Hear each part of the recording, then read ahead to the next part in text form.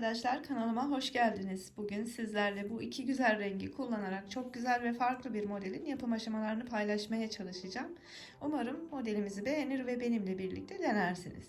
Şimdi zaman kaybetmeden hemen yapım aşamalarına geçeceğim. Öncesinde kanalıma abone değilseniz abone olup videolarımı izleyip beğenerek ve yorum yaparak desteğinizi gösterebilirsiniz. Şimdiden hepinize çok teşekkür ediyorum.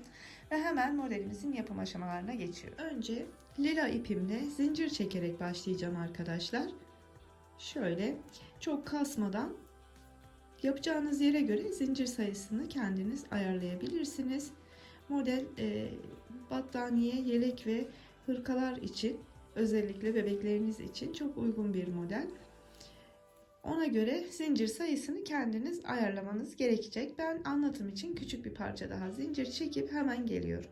Evet, yeteri kadar zincirimi çektim. Şimdi son zinciri çektikten sonrasında 1, 2 ve 3 tane daha zincir çekip burada hemen 4. ilmeğimin içine batarak 2 seferde çıkarıp bir trabzan yapıyorum. Hemen yanındaki ilmeğe geçerek yine 2 ve 2 şeklinde çıkararak ikili trabzan yapıyorum. Yandaki ilmeğe geçiyorum. 2 ve 2 şeklinde çıkararak yine ikili trabzan yapıyorum. Bir tane daha birlikte yapalım. Sıra sonuna kadar bu ikili trabzanlarımızı devam ettirip bu sırayı tamamlayacağız. Sonra da modelimizi kurmaya başlayacağız arkadaşlar. Evet, ikili trabzanlarımı bir sıra boyunca yaptım, tamamladım. Şimdi 1, 2 ve 3 tane zincir çekip geriye dönüyorum. Hemen baştaki trabzanımı, bakın bu ilmeği boş bırakıp yandaki ilmeğe geçerek yine bir ikili trabzan yapıyorum. Sonrakine geçip bir ikili trabzan daha yapıyorum. Baştaki zincirimizi de trabzan olarak sayıyoruz ve 3 tane trabzanımız olmuş oluyor. Şimdi 1, 2 ve 3 tane zincir çekiyorum. Yandaki trabzandan itibaren sayıyorum. Bakın.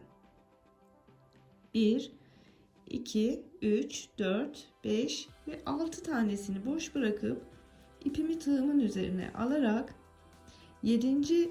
trabzanımın içine batarak buraya 1 ve 2 kere de çıkarıp yine bir ikili trabzan yapıyorum. 1, 2 ve 3 zincir çekip aynı trabzanımın içine tekrardan bir ikili trabzan daha yaparak buraya bir V şeklinde yuva oluşturuyorum. 3 zincir daha çektikten sonra 1, 2, 3, 4, 5, 6 boş bırakıyoruz. 7.'nin tepesine batıp buraya 3 tane daha başlangıçta olduğu gibi trabzan yapıp bitiriyoruz. Ben birkaç zincir fazla çektiğim için şurayı yok sayıyorum arkadaşlar. Siz bitirdiğiniz zaman buradaki, yani şu sonlandırdığınız bölüm zincir tepesine gelerek sonlandırmış, onun tepesine batarak sonlandırmış olacaksınız.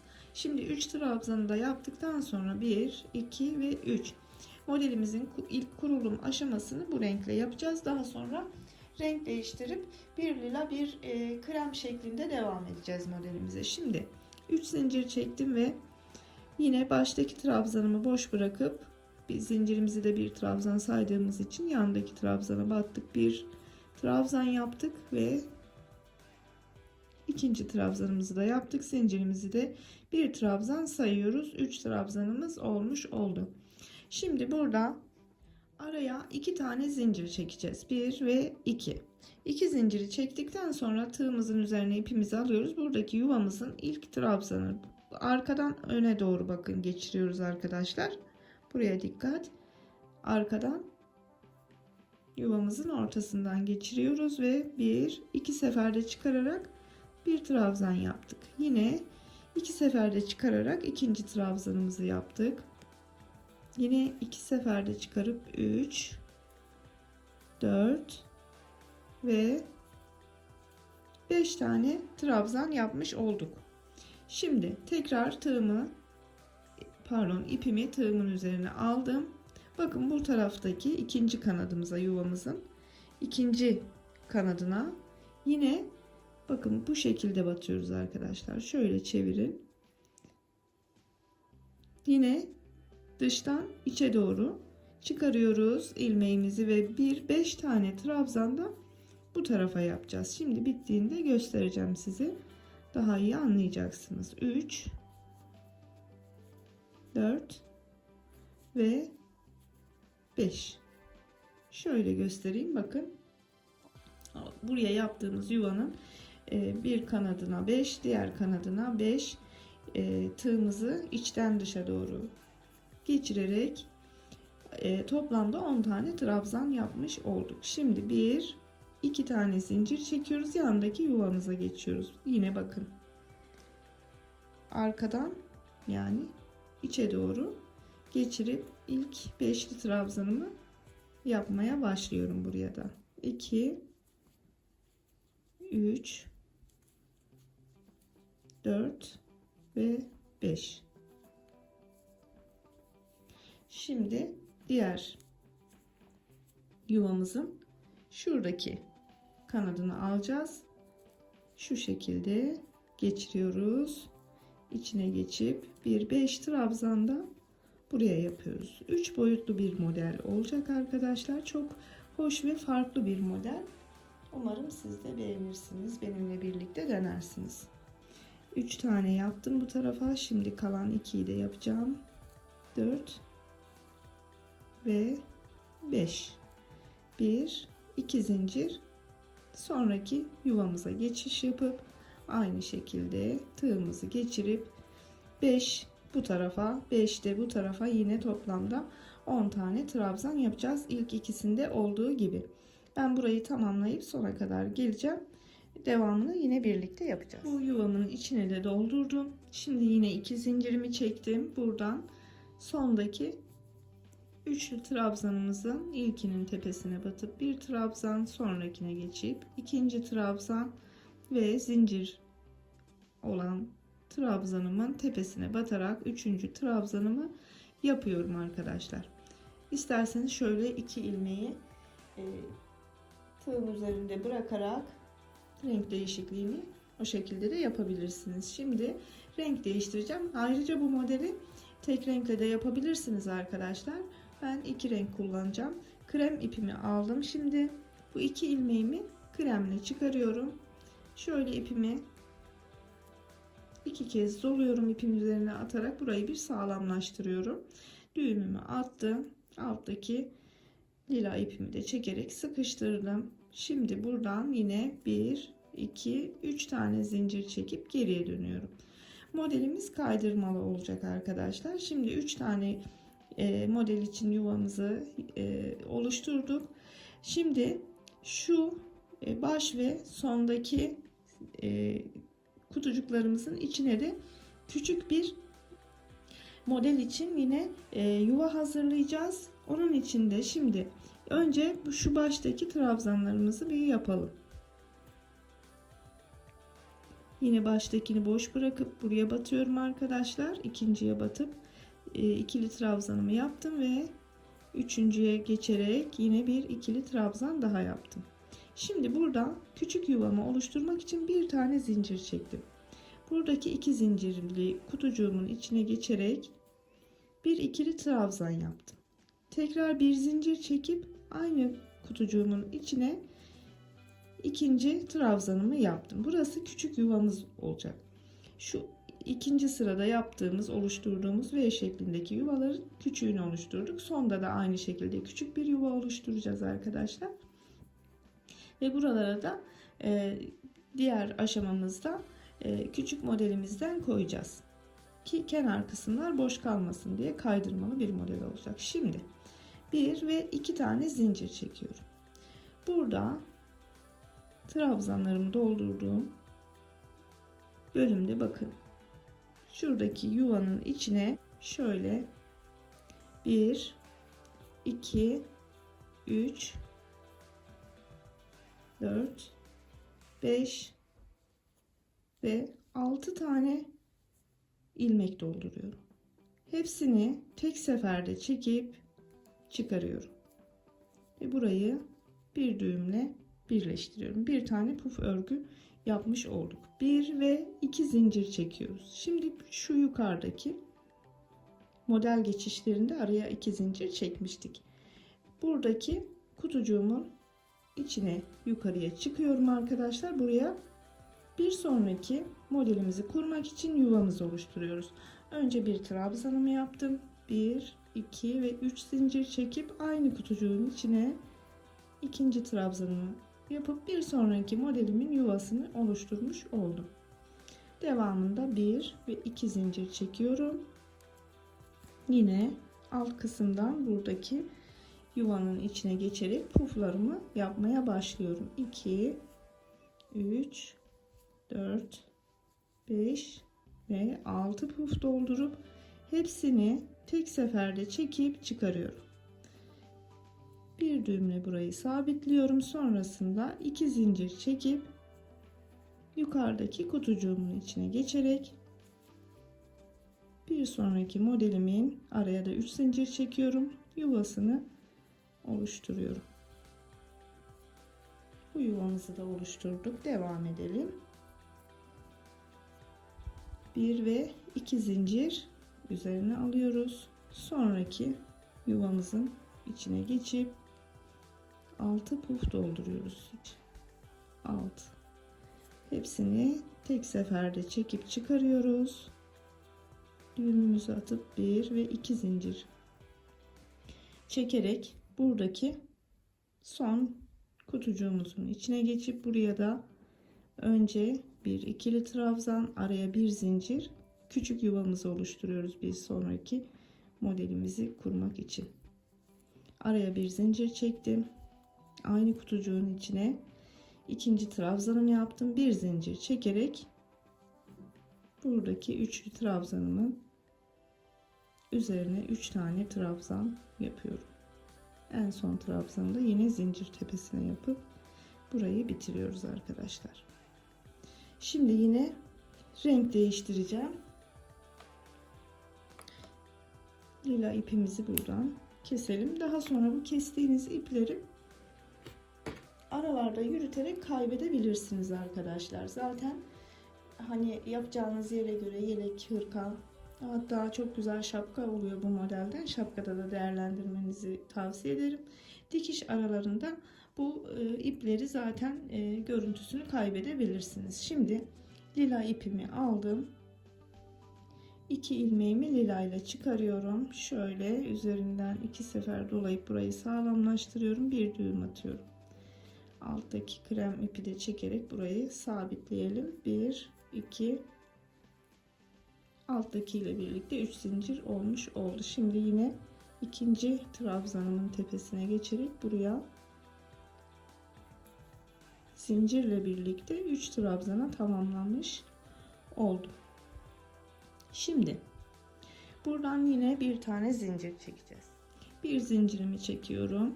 Buradaki yuvamızın yine ilk kanadını şöyle arkadan öne doğru alıyorum arkadaşlar. Buraya küçük model kuracağız demiştim. İlk trabzanımı yaptım. Aynı kanadın içine ikinci ve üçüncüyü yapıyorum. 3 tane dolduruyorum yani bu küçük modeli kurmak için. Tekrardan diğer kanadımız burada. Yine onu da az önceki lila yuvalarımızı, şu modellerimizi oluşturduğumuz gibi arkadan öne doğru bu yuvanın içine de 1,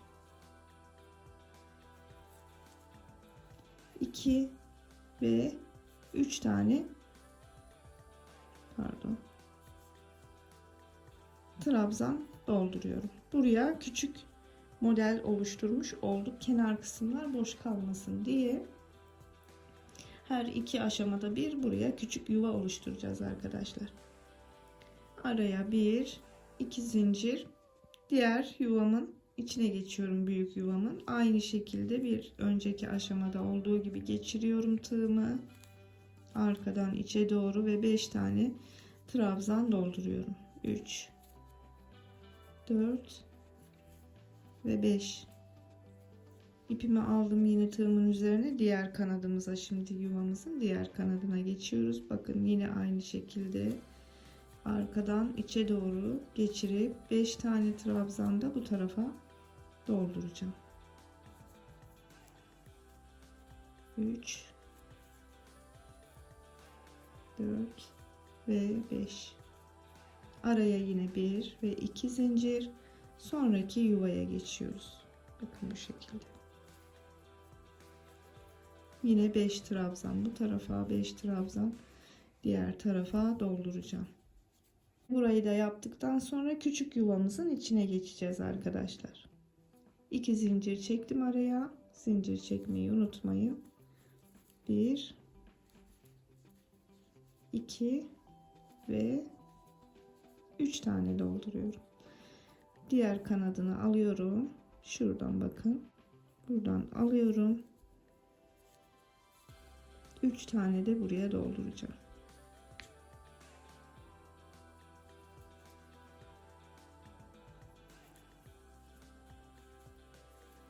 İki ve 3. Küçük modelimizi sonda da tamamlamış oldum. Araya bir zincir. Trabzanlarımızın üzerine yine 3 tane trabzan yapacağız. 2 ve son trabzanı yine zincir tepesine yapıyoruz. 2 ilmeğimizi bırakalım. 2 tane aynı renkten ipiniz olursa, yumağınız olursa onları durmadan kesip tekrar başlamadan iki tarafa takıp bir bütün halinde de ilerleyebilirsiniz arkadaşlar. Şimdi 2 ilmeği yine kremle çıkarıyoruz. Burayı sağlamlaştırıyorum. Bunu bir zincir sayıyoruz. 2 zincir daha çekip geriye dönüp yine buraya 3 tane zincirimizle birlikte 3 tane trabzan tamamlamış oluyoruz. Şimdi bundan sonrasında yine buraya 2 tane zincir çekiyoruz puflarımızı doldururken başlangıçta arkadaşlar. Buradaki küçük pufumuzu dolduracağız önce. Bakın buradaki yuvaya, krem yuvanın içine 1 2 3 ve 4 tane puf doldurup hepsini tek seferde çıkarıyorum. Burayı sabitliyorum. Araya 2 zincir çekip yukarıdaki yuvamızın üzerine çıkıyoruz. Buraya bir trabzan, araya 3 zincir, tekrar aynı kutucuğumuzun içine ikinci trabzan ve bir sonraki modelimizin yuvasını bu şekilde hazırlamış oluyoruz. Her seferinde bu şekilde ilerliyor modelimiz. 2 zincir çektim. Büyük pufumu yapmak üzere diğer yuvamın içine, büyük yuvamın içine geçiyorum. 2 3 4 5 6 tane dolduruyorum büyük pufumu ve tek seferde çıkarıyorum. 1 2 zincir, sonraki yukarıdaki büyük kutucuğumun içine geçip bir trabzan yaptım, 3 zincir çektim aynı kutucuğun içine. Sonraki trabzanımı yapıp sonraki modelimin yuvasını hazırlamış oldum. 1 ve 2 zincir, sonraki pufuma geçiyorum. Burayı da tamamladıktan sonra son kurulumu da göstereceğim. 4 5 ve 6 büyük puflarımızı, aralardaki büyük puflarımız bu sırada 6 dolduruyoruz. Küçük puflarımızı, baştaki ve sondakileri 4 tane dolduruyoruz. 2 zincir yukarıdaki kutucuğumuzun içine geçip yuvamızı hazırlıyoruz. 1 2 zincir. Şimdi son küçük yuvamızın içine geçip küçük pufumuzu yapıyoruz. 2 3 ve 4 4 kez doldurup çekiyoruz. 1 2 zincir, sondaki trabzanlarımızı yaparak sona kadar geliyoruz. Pardon, tek kanat battım. 2 en sonunda zincir tepesine yine ve 3. Yine renk değiştiriyoruz.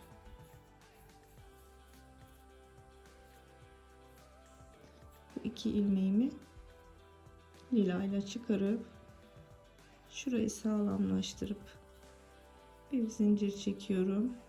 1 2 alttaki sıkıştırırken çektiğimizi de bir zincir sayıyoruz arkadaşlar. 3 zinciri çekmiş olduk ve hemen yandaki trabzana geçerek trabzanlarımızı yapıyoruz. 3 tane trabzan, 2 tane zincir. Şimdi yine sadece büyük puflarımızı yuvalarımızı, modelimizi hazırlayacağız. Yani ilk sıraya geri dönmüş olduk. Sonraki sırada tekrar yine başta ve sonda küçük yuvalarımızı hazırlayıp küçük puflarımızı onun içine dolduracağız. Bu sıralamayla devam edecek arkadaşlar. Şimdi yani baştaki ilk sıramıza geri dönmüş oluyoruz. 2 zincir yuvamızın içine geçip buraya trabzanlarımızı doldurmaya başlıyoruz. Önceki seferlerde olduğu gibi. 2 3 4 ve 5. Birazcık ip sarayım. İpimi aldım tığımın üzerine. Şimdi bu yuvama yine arkadan içe doğru geçirip 5 tane trabzan da buraya yapıyoruz. Sıralamamız hiç değişmiyor bu şekilde arkadaşlar. İlk iki sırayı, ilk iki model kurulumunu zaten dikkatlice izlerseniz gerisi de birbirinin aynı. 4 ve 5. Aralara hep 2 zincir, sonra da diğer yuvaya geçiş. Ben şimdi bu sırayı da sona kadar tamamlayacağım. Bu küçük parçada bir görün sıranın bitmiş halini. Daha sonra da kamera arkasında büyük parçayı sizlerle paylaşacağım. Parçamız tamam arkadaşlar. Aynı sıralamayla devam edip bundan sonraki sırada yine pufları, daha sonra kenarlara küçük pufları yaparak aynı aşamaları tekrarlayarak devam edip bitireceksiniz. Ben şimdi kamera arkasında büyük parçamı hazırlayıp hemen geliyorum. Evet arkadaşlar, büyük parçayı hazırladım. Bakın, 3 boyutlu, çok güzel ve çok farklı bir model. Dediğim gibi istediğiniz her yerde kullanabilirsiniz. Şapka bile yapıldığını gördüm bu modelden ve çok hoş olmuştu. Tek renkle yapabilirsiniz arkadaşlar. Umarım beğenmişsinizdir. Umarım faydalı bir anlatım gerçekleştirmişizdir. Beni izlediniz, bana zaman ayırdınız. Hepinize çok teşekkür ediyorum. Bir sonraki videomuzda tekrar görüşünceye kadar şimdilik sağlıcakla kalın, hoşça kalın, kendinize çok iyi bakın.